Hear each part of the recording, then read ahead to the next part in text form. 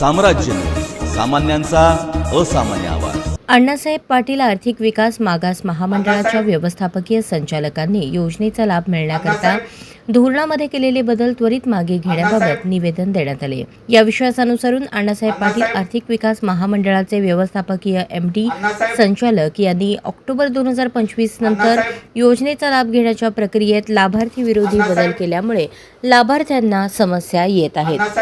मराठा समाजाच्या लाभार्थ्यांना LY लवकर मिळत नाही। महामंडळाकडून वाहन कर्ज बंद करण्यात आले आहे आणि व्याज परतावा वेळेत मिळत नाही। अण्णासाहेब पाटील आर्थिक विकास मागास महामंडळ सोलापूर येथील कार्यालयात जिल्हा समन्वयक यांना निवेदन देण्यात आले।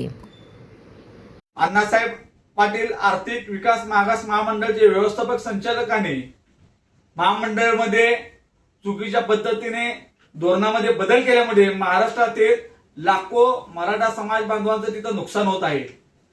गेल्या अनेक दिवसांपासून LY वेळेवर मिळत नाही।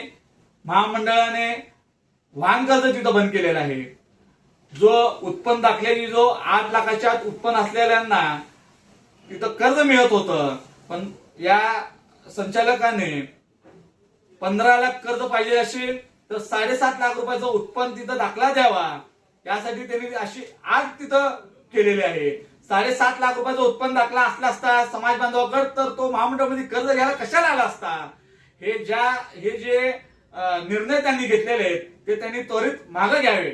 1997 साली मराठा महासंघाचे प्रमुख लोकांनी हिंदू हृदय सम्राट बाळासाहेब ठाकरे यांच्याकडे अण्णासाहेब पाटील महामंडळ यांच्या नावाने महामंडळ स्थापन करावे यासाठी त्यांनी मागणी केल्यानंतर हिंदू हृदय सम्राट बाळासाहेब ठाकरे यांनी तत्कालीन मुख्यमंत्री मनोज जोशी यांना सांगून अण्णासाहेब पाटील यांच्या नावाने महामंडळ चालू करावे असे त्यांनी सांगितले आणि त्वरित अण्णासाहेब पाटील आर्थिक विकास महामंडळ तेव्हा स्थापन करण्यात आलं।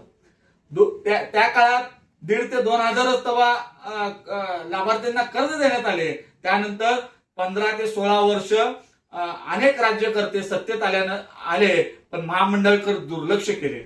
2016च्या मराठा समाजाच्या मूक मोर्चामध्ये आपली प्रमुख मागणी होती की अण्णासाहेब पाटील महामंडळाला तिथं निधी द्यावे आणि त्यातून मराठा समाजाचे उद्योजक घडावे।